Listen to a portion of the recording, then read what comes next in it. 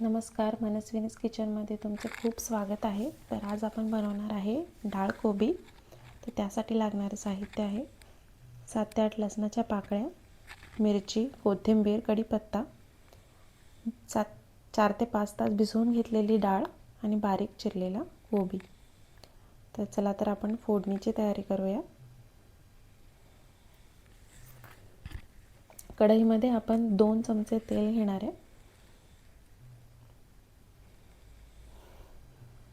त्याच्यामध्ये जिरे, मोहरी, कढीपत्ता, लसूण, मिरची घालून छान मिक्स करूया।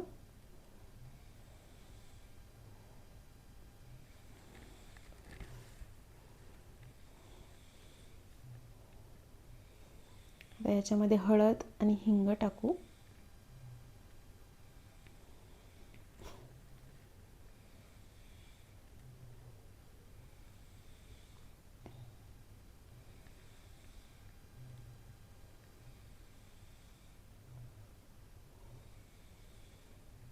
आता याच्यामध्ये आपण धुवून घेतलेला कोबी घालणार आहे।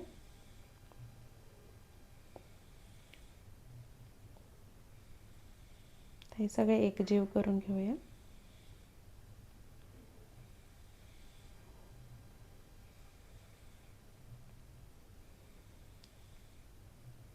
आता भिजवून घेतलेली डाळ होती ना, ती आपण टाकणार आहे। डाळ भिजवून घेतली म्हणजे कसं डाळ छान शिजते, म्हणजे लवकर शिजते।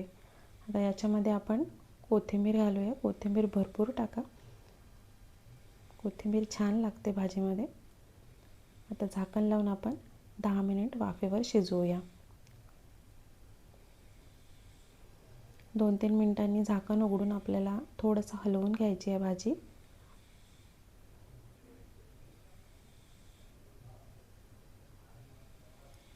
गॅसचा फ्लेम हा लोच असायला पाहिजे।